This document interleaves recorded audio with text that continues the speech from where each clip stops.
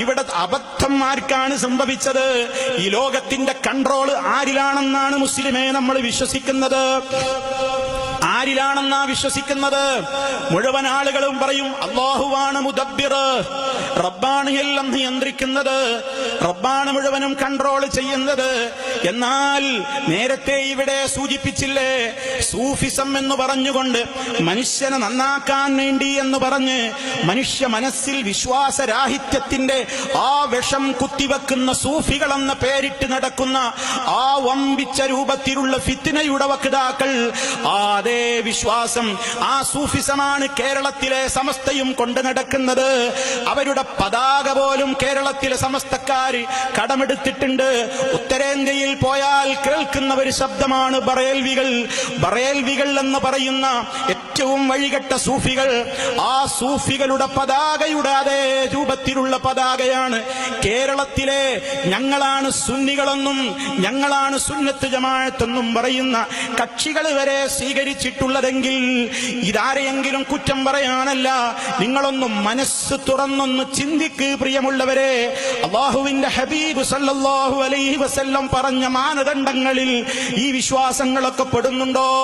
അവിടുന്ന് പഠിപ്പിച്ച വിശ്വാസങ്ങളിൽ ഈ രൂപത്തിലുള്ള കാര്യങ്ങളൊക്കെ ഉണ്ടോ? എന്താണ് ഇവിടെ പ്രചരിപ്പിക്കപ്പെടുന്നത്?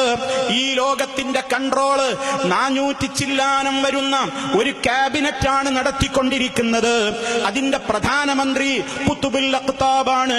അതിന്റെ ശേഷം പിന്നെ ഗൗസുൽ ആസമുണ്ട്, പിന്നെ അബ്ദാലുകളുണ്ട്, നുഖബാകളുണ്ട്, നുജബാകളുണ്ട്. ഇങ്ങനെയുള്ള കുറെ ആളുകളുടെ പേര് പറഞ്ഞ് ആ ഒരു പ്രത്യേക വിഭാഗത്തിന് അല്ലാഹു ഈ ലോകത്തിന്റെ കൺട്രോൾ മുഴുവൻ അങ്ങ് ഏൽപ്പിച്ചു കൊടുത്തിട്ടുണ്ട്. അവരാണ് തീരുമാനിക്കുന്നത് എപ്പ മഴ പെയ്യണം, അവരാ തീരുമാനിക്കുന്നത് എപ്പ ചൂട് കഠിനമാവണം, അവരാ തീരുമാനിക്കുന്നത് എപ്പ വരൾച്ച വേണം, അവരാ തീരുമാനിക്കുന്നത് എപ്പോൾ ക്ഷേമകാലം വേണം.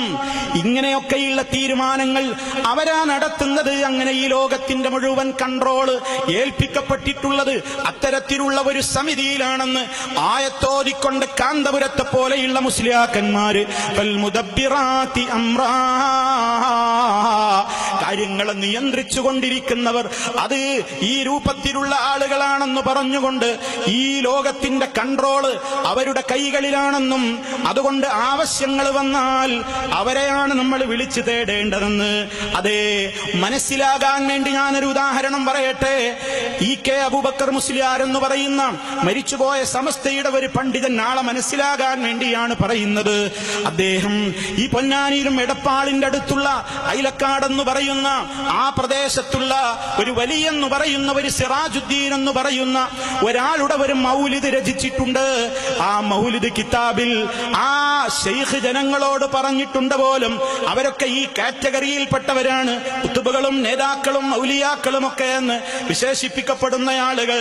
ഇദാ വഖഅത ഫീ ശിദ്ദത്തിൻ ബഅദ മമാതി, എന്റെ മരണശേഷം നിങ്ങൾ വല്ല ആപത്തിലും അകപ്പെട്ടു പോയാൽ ഫനാദിനി ബിഹാദൽ ഇസ്മി, എന്റെ പേര് കൊണ്ട് നിങ്ങൾ എന്നെ വിളിച്ചോളണം എന്ന് അദ്ദേഹം വസിയത്ത് പറഞ്ഞു പോലും.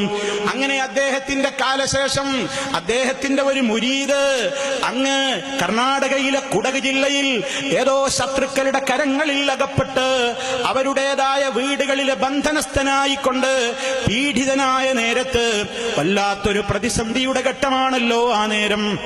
ആ നേരത്ത് ഫനാദ ശൈഖ ബിദാലികൽ ഇസ്മി, ഈ പറഞ്ഞ വസിയത്തിൽ പറഞ്ഞ അതേ പേരുകൊണ്ട് ശൈഖിനെ വിളിച്ചപ്പോൾ കെ അബൂബക്കർ മുസ്ലിയാരാ പറയുന്നത്, ഞാനിത് പേര് പറയുന്നത് ഇതൊക്കെ കേവലം ചില സാധാരണക്കാര് വിശ്വസിക്കുന്നതാ, ഞങ്ങൾക്കൊന്നും അത്തരം വിശ്വാസമില്ല എന്ന് പലപ്പോഴും ചിലരൊക്കെ പറയാറുണ്ട്.